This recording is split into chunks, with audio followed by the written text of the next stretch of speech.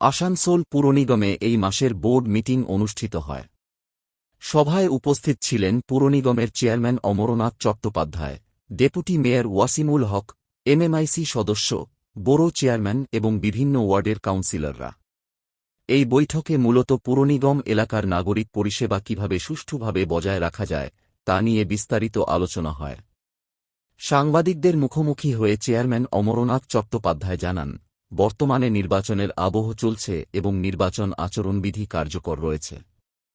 সেই কারণে এই বোর্ড মিটিংয়ে কোনো নতুন সিদ্ধান্ত নেওয়া সম্ভব হয়নি।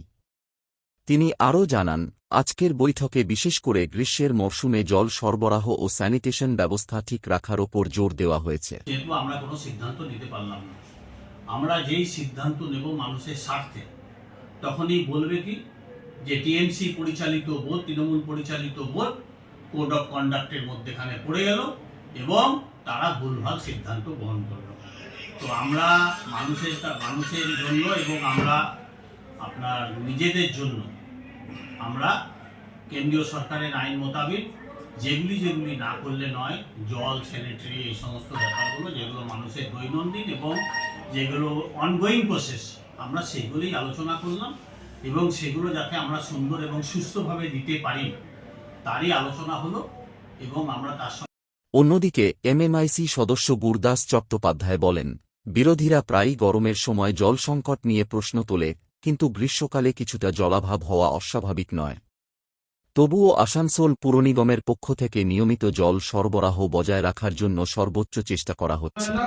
আমাদের আসানসোল মিউনিসিপাল কর্পোরেশন সবসময় তৎপর যাতে মানুষকে পরিষেবা দেওয়া যায়। अग्निमित्र কার আছে রেজিস্ট্রেশন দিয়েছে কি বিভিন্ন ওয়ার্ডে জল পাওয়া যাচ্ছে সে নিয়ে কি বলবেন?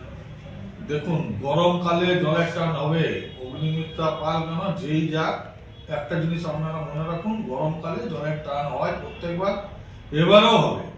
কিন্তু আমরা চেষ্টা করব মানুষকে যত রকম ভাবে সাহায্য করা।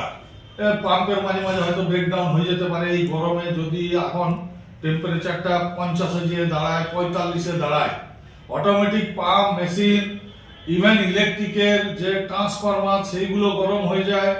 বিভিন্ন সময় ইয়েকে দেখি আমরা ইলেকট্রিক সাপ্লাইকে তারা জল মেরে ট্রান্সফরমারকে ঠান্ডা রাখার চেষ্টা করছে এই বিশ্বায়নের যুগে, বিশ্ব উষ্ণায়নের যুগে। তো যাদের বিরোধী যারা বসে তারা বলেই ক্ষান্ত, কিন্তু আমাদেরকে কাজটা ফিল্ডে করতে হয়। এই যে করাটা খুব সহজ কাজ নয়, বলাটা সহজ কাজ, কিন্তু মানুষের পরিষেবা দেওয়াটা এটা বিরাট ব্যাপার। তো আজকের দিনে আমি মনে করি